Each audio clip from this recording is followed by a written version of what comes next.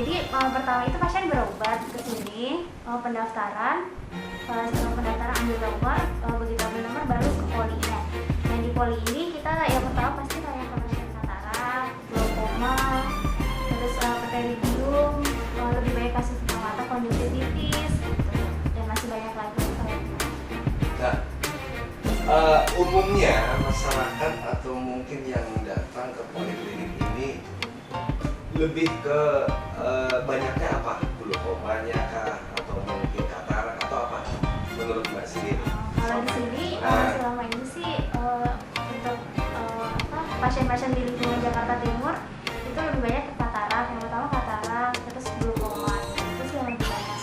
Di usia berapa mereka sama? Glaukoma atau katarak? Kalau glaukoma biasanya glaukoma dan katarak itu kan usia yang udah berusia lanjut gitu ya kebanyakan, karena kan faktornya terutamanya usia ya faktor utama, tapi ada juga kemungkinan yang karena keturunan kalau glaukoma gitu, atau kalau misalkan katarak yang usia 30, 20, yang 18 pun ada gitu, tergantung penyebabnya beda-beda. Nah, selama penanganan seperti itu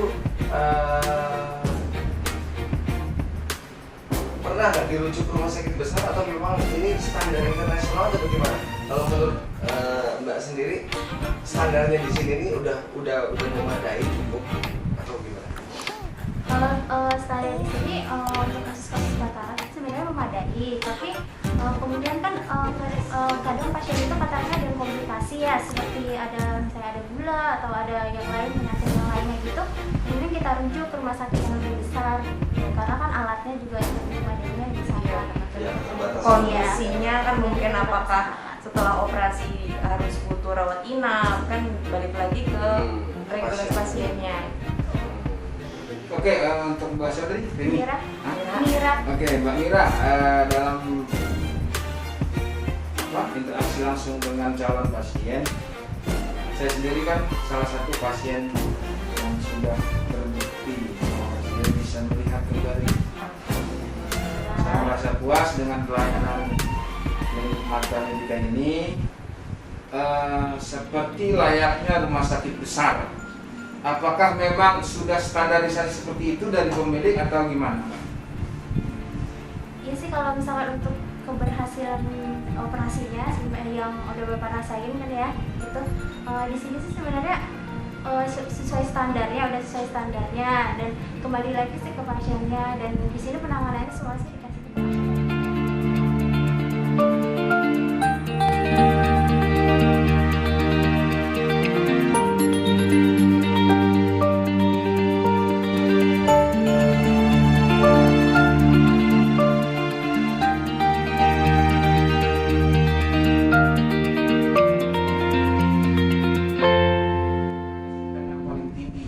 Kasus apa yang pernah dihadapi oleh Ibu Pitaloka selaku eksekutor? Mbak aja ya, ibu-ibu dia. Oke. Sejauh ini sebenarnya masalah kesulitan atau paling sulit, sebenarnya semua pasien pasti mempunyai tingkat kesulitan yang berbeda-beda. Ada yang kataraknya belum terlalu tebal tapi dia sulit kondisinya, misalnya ada perlengketan atau segala macam. Terus ada juga yang kataraknya keras tapi dia nggak begitu sulit karena pasiennya bisa diajak kerjasama saat operasi. Ada juga pasien yang memang sudah ada komplikasi lain dari penyakit sebelum-sebelumnya itu, misalnya dari sakit gula ataupun darah tinggi pembawanya itu. Kadangkala ada beberapa pasien yang pernah saya temui itu yang bukan dari mata, bukan dari gula, melainkan dari gigi.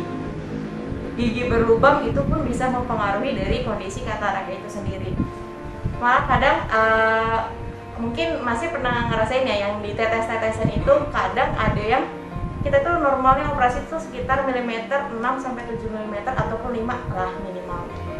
Ada yang punya sakit gigi berlubang atau sakit gula itu milimeter diameternya kecil pupilnya. Itu punya kesulitan sendiri. Adapun yang terlalu lebar itu pun kesulitannya sendiri. Jadi untuk masalah kesulitan, setiap pasien yang masuk dan tiduran pun itu pasti ada kesulitannya sendiri. Jadi nggak bisa pukul rata. Ada salah satu yang sulit itu nggak. Malah saya bilang semua pasien itu sulit karena beda-beda gitu, nggak bisa pukul oh ini gampang nih, nggak ada. Operator pun juga akan sama gitu aja. Nah, gini. Mbak Pitaloka, Ya, ini kan pasien setiap orang berbeda-beda karakternya, ya, tingkat ketegangannya pun berbeda. ya. Bagaimana cara menanggulangi pasien-pasien yang memiliki tingkat ketegangan yang berbeda itu, baik dari tingkat ketegangan yang ringan, sedang, bahkan sampai yang Benar. tinggi tegangnya. Kayak kemarin itu jujur saya tegang banget tuh. Saya tahu. Saya tegang banget sampai saya tahan napas, akhirnya ketahuan. Iya. Untuk yang tahan napas sudah. Ya, tahan napasnya itu kayak gimana Bu? Sebenarnya dari awal pun kami udah perawatnya diajarkan untuk menenangkan pasien sebelum masuk ruang OP dan setelah masuk ruang OP dan di saat operasi itu terjadi. Jadi dari depan, dari misalnya kan Mbak Mira kebetulan kan dia menyiapkan pasien sebelum masuk ruang operasi dan timnya itu disiapkan, mulai dikasih deh tuh semangat, dianjurkan misalnya motivasi, nggak boleh nahan nafas, yang tenang, yang rileks gitu. Ntar kalau pada saat di dalam, pada saat eksekusinya istilahnya gitu, kami pun berusaha supaya menenangkan pasien. Gimana ceritanya supaya ini kita sama-sama berusaha nih, kita sama-sama fighting dari pihak pasiennya, dari pihak kitanya juga. Jadi kalau pasiennya tenang, pasiennya bisa mengikuti setiap alurnya pada saat pada saat operasinya, itu cepat tindakannya. Tapi kalau pasiennya feedbacknya kitanya sudah tenang, pasiennya tegang, itu menyulitkan operator pertama. Makanya kita berusaha supaya kita yang ngeliatin pasien, oh pasiennya udah mulai gak nyaman nih, kita mulailah tuh atur nafasnya ya Pak, nafas teratur. Nah, kita menenangkan pasien. Pernah nggak sih ada pasien yang tegang mau sampai nggak bisa relax gitu? Saya pernah ngalamin itu pun sekali, 2 kali. Terus solusinya gimana? Solusinya satu ya, kita tunggu dulu sampai pasiennya benar-benar tenang, kita bangunkan lagi, kita suruh tunggu di depan. Apabila memang bisa kita lanjutkan, kalau memang nggak kita pending dulu sampai dia tenang. Karena kita nggak mungkin memaksakan. Itu balik lagi ke pasiennya. Gitu. Karena kita nggak bisa maksain, oh, ibu harus tenang. Nanti kalau tengah-tengah, iya awalnya dia tenang, tapi kalau tengah-tengah dia melakukan seperti itu ya down. Kita takutnya kita kan nggak mau saling merugikan satu sama lain. Kita maunya sama-sama saling menguntungkan, kitanya bisa membantu pasiennya dan tidak memberatkan pasien.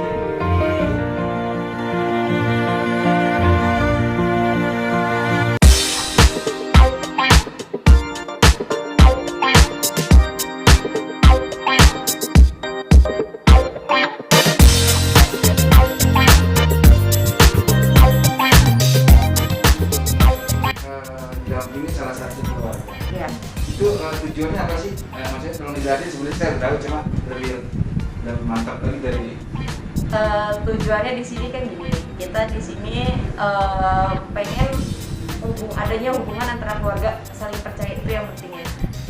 Jadi keluarganya juga tahu, harus mengetahui apa sih yang akan dilakukan tindakan kepada orang tersebut ini. Misalnya keluarganya, ya saya anaknya, misalnya ibu saya mau operasi, ya saya harus tahu dong ibu saya mau diapain sih. Tiba-tiba kalau misalnya amit-amit terjadi sesuatu sama ibu saya bisa wajar dong kalau saya marah, karena nggak ada pihak kaminya gitu sebagai penanggung jawabnya, karena kan nggak mungkin dia sendirian, kecuali memang sebatang kara pun juga kami tetap minta tetangga ataupun siapa yang buat mendampinginya, karena takutnya kita kan ada penjelasan obat, penjelasan mengenai perawatannya bagaimana, jikalau nanti pasiennya lupa, ada yang mengingatkan.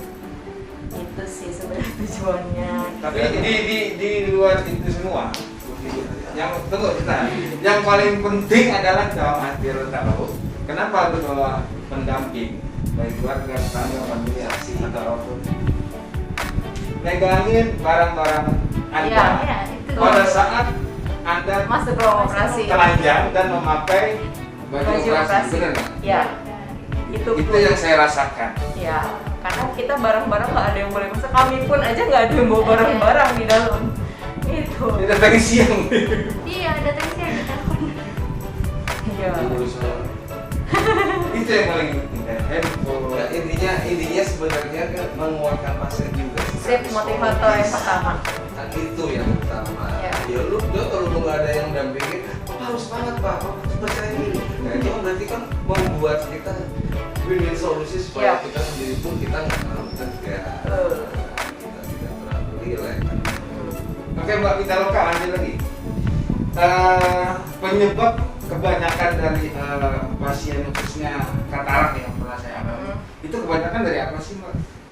Karena faktor Awalnya. awal muda usia. Usia itu menurut penelitian ya, beberapa penelitian. Beda-beda ya? Ya. Usia itu ada yang usia, biasanya kan katarak itu usia tua atau lanjut usia di atas umur 50 tahun karena faktor hormon. Kalau perempuan, bagi laki-laki juga sama. Terus kalau usia muda itu biasanya banyak faktor. Pertama, mengkonsumsi kortikosteroid atau kayak obat dexamethasone, obat-obatan yang itu. Terus traumatik juga, misalnya traumatik pernah kena guguran, tapi yang kita nggak tahu itu kapan, misalnya 3 tahun yang lalu, 4 tahun yang lalu, tapi penyebabnya sekarang gitu. Tapi untuk masalah prognosisnya kan nanti dijelaskan sama dokter ya. Itu kan kami selaku di sini kan menjelaskan bagaimana perawatannya yang kami tahu, yang selama ini kebetulan kan sebelumnya pasti ada dong artikel-artikel lah kenapa sih katarak itu muncul, mulai dari faktor keturunan, ada usia, jenis kelamin, terus hobbit atau apa namanya perilaku. Hah? Makanan mungkin. Iya kan, hobbit atau perilaku, misalnya dia punya penyakit gula pun itu juga salah faktor dari makanan kan. Gitu. Kalau untuk usia muda itu kurang lebih sih ya trauma, makanan atau pola hidup, obat-obatan kayak dexamethasone atau obat kortikosteroid lain. Terlalu sering mengkonsumsi obat-obat. Ya, mulai dari obat minum, tetes, itulah mengandung steroid. Oke, kemarin itu kan ibu dokter atau pemilik klinik ada dialog atau berucap Bapak ini udah kataraknya udah parah ya. Ya. Kalau kita misalnya nggak ada yang mau, kenapa sih? Gitu. Harusnya si ibu yang jawab gitu. Iya. saya dengar di ROP. Oh ada Iya. kayak gitu ya. Karena jujur kalau kondisinya seperti masnya itu kan satu tegang, itu saya ngalamin banget, makanya saya tahu kalau mas itu yang nahan nafas lah, ya tegang banget, ya nahan pengen ini salah dan nggak bisa gerak dan ngangkat kepala itu saya tahu gitu, tapi saya berusaha supaya menenangkan dokter, dan dokternya pun sebelumnya memang kita mbak ini maksudnya kita ada TikTok lah antara dokter dengan perawatnya yang sebagai asisten operator itu pasti ada TikTok. Kenapa dibilang? Karena kasusnya mas tuh ya saya bilang cukup sulit karena intinya Karena alatnya lengkap atau gimana? bukan kondisi pasiennya sebenarnya, karena kan yang kami takutkannya sebenarnya sih bisa siapapun bisa gitu ditangani gimana, cuman kan kondisinya balik lagi pada saat di meja operasi itu pun akan berubah 180 derajat, nggak akan sama pada saat di poli, dia akan bisa berucap berantang, tapi pada saat di ruang operasi dia akan berubah. Tegangan itu lebih hebat. Kenapa dibilang kayak gitu? Karena dokter itu kadang kala grogi, nggak mungkin hanya pasien, dokter pun akan grogi gitu kan. Kami pas sebagai asisten operator gimana caranya tenangin dokter, ini dok bisa kalau bisa, kadang-kadang kita ngasih motivasi juga ke dokter gitu kan. Ya karena nggak mungkin pasiennya tegang, dokternya tegang, saya juga ikut tegang, ya yang ada nggak bener kan. Jadi gimana ceritanya ya, dokter kadang suka berbeda seperti itu ya, kadang mungkin saya juga nggak tahu, ntar kan balik lagi ke dokternya, mungkin di situ kondisinya ya menegangkan kadang kalau itu pasiennya ataupun dari pihak dokternya juga karena kondisinya yang ya begitu lah, kurang kondusif. Gimana caranya BPJS ini itu dipakai, dia bukan momok yang suatu hal yang negatif. Ada loh sisi positif dari BPJS ini asalkan kita bisa mengikuti regulasinya. Kenapa dibilang rumah sakit mungkin klinik kami nggak ribet, karena yang penting pasiennya ini nggak gitu, kami akan memberikan pelayanan dan pasien apa sih yang dilakukan pasien, misalnya persyaratannya dilengkapi, itu pun akan feedback ke kami juga lebih aman, nyaman gitu kan, saling sama-sama saling feedback lah, nggak datang bawa ini kartu doang gitu kan. Kadang kan kami punya regulasinya sendiri yang kami untuk istilahnya ngeklaim lah gitu. BPJS pun punya persyaratannya yang kami juga Masyarakat itu sebenarnya pasien dan kami hanya perantaranya aja untuk nyampein ke atas. Itu sih sebenarnya kita yang lebih ke edukasi ke pasiennya, Pak tolong dilengkapi, yang kurang ini, nanti kesini ya udah gitu, itu aja. Yang penting ada komunikasi apa sih yang kurang gitu, kita cek. Oh kartunya bermasalah, yaudah sekarang kan gampang, era digital, ada JKN Mobile, download JKN Mobile gampang, tinggal nunjukin aja, selesai. Gitu. Oke. Ya. Kalau boleh tahu ini berdiri dari tahun berapa sih? Oh, 2018. Sebenarnya kita perizinan itu 2018 bulan Februari. Cuman kami sudah berdiri mulai proses itu dari bulan setahun sebelumnya 2017. Terus dari tahun mulai 2018 itu sudah berapa banyak pasien? Kok bisa Oh you're ready. Udah 100 sampai udah Dua jutaan. udah nggak nyampe jutaan. Cuman Untuk BPJS sendiri, Oh, iya. klaimnya itu dari mana aja Mbak? maksudnya Seluruh Jakarta. hanya Jakarta Timur di wilayah Kecamatan Ciracas. Hanya Jakarta Timur. Karena kan per wilayah ya, tapi ada juga kami pernah dapat dari luar ke dalam sini gitu, misalnya dari Depok ataupun dari Bekasi ataupun dari pernah luar Jawa pun ke sini bisa, asalkan memang ternyata di sini bisa gitu. Mbak, sebagai dokter perawat ya, kenapa sih setiap pasien di sini tuh harus pakai baju operasi yang warna pink? Mau cewek, mau cowok sama tuh ya? Sebenarnya kebetulan aja seperti warna pink. Iya, kebetulan. Jadi kenapa? Karena kami pun ganti baju. Kami pun mau, namanya kan kita mau operasi, suatu tindakan besar yang dilakukan otomatis kan riskan banget yang namanya infeksi. Gimana caranya kita meminimalisir infeksi itu, mulai dari tenaga medisnya, mulai dari pasiennya. Kami pengen yang terbaik untuk semuanya. Kami di sini sebagai tenaga medis ingin membantu masyarakat untuk kesehatan yang lebih baik daripada sebelumnya dan memberikan pelayanan yang pasti lebih baik daripada sebelumnya, karena kami nggak mau saling menjatuhkan, tapi kami sini ayo sama-sama kita menjaga kesehatan kita, lebih peduli sama kesehatan kita.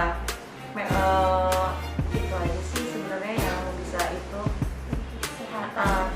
Kesehatan aja sih harapannya ya, karena kita kasih pelayanan yang terbaik buat masyarakat khususnya mata yang berobat ke sini gitu. Jadi harapannya apa ya, feedbacknya juga baik gitu, apalagi ada ini juga. Oh iya, ini ada berapa cabang? Kebetulan ini cabang ya. Yang utama sebenarnya di klinik Cimanggis Cisalak, Pusatnya di Cisalak. Depok. Iya. Ini kita makanya baru buka di 2 tahunan ini di sini. Jadi Sebelumnya saya di Cimanggis. cuma 2 ya? 2. Bukan 3? Insya Allah. Lu punya duit juga bisa kok. Iya, karena lengket, perlengketan.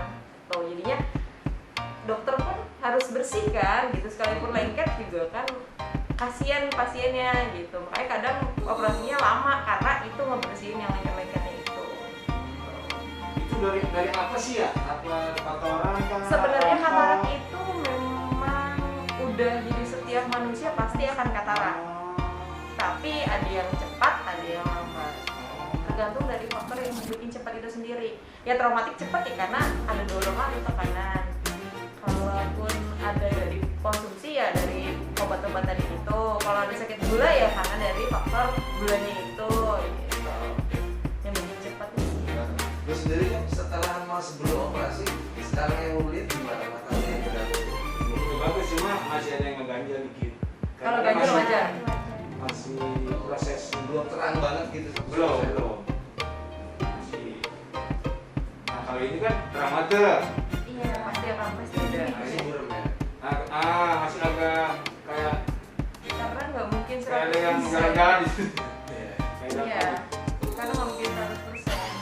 Nah, setidaknya jauh lebih baik dari waktu Jauh yang banget. gelap. Jauh banget. Setidaknya kami berusaha supaya ada perubahan dari sebelum operasi dan setelah operasi. Tapi setelah operasinya itu nggak mungkin kayak muda lagi yang cesplong 100% karena Sulap gitu ya. iya. Padahal sih ini udah dari setahun yang lalu ya. Pertama tuh belum berhenti. Cerita belum kacamata nih Mas. Iya. Waktu itu masih lantai yang dicek tuh. Kok bulan begini? Tes lah minus kelas enggak Nggak keluar. Kan selama ini kebantu sama yang mata sebelah kanan. Kanan, jadi cuek aja. Ada nggak ciri-ciri kena katarak itu secara kasat mata kita lihat gini, pocong lu kena katarak nih, kayaknya bisa dilihat ya gitu. Orang awam tidak. Contoh nih, mata aku ini burem nih, nggak bisa, burem nggak fokus gitu, kecuali kacamata ini ya, Iya. karena plus, karena faktor usia. Iya. Bisa kelihatan nggak kalau gini nanti, wah, pas mungkin ada katarak di sebelah kiri atau kanan gitu nggak bisa. Harus pemeriksaan. Oh gitu ya. Ya, kami nggak bisa. Oh, kita dukun dong kalau Oh, gitu gitu. ya. Cenayang. Iya, cenayang. Gitu ya. Nggak bisa. Enggak kan ada tuh cincin kayak cincin kan, putih kan di antara. Itu pupil. Itu yang di dalamnya itu Iya. lah. Sebenarnya yang katarak itu di dalam itu. Oh di dalamnya itu. Iya. Yang hitam-hitam. Yang hitam gitu kan kadang bulat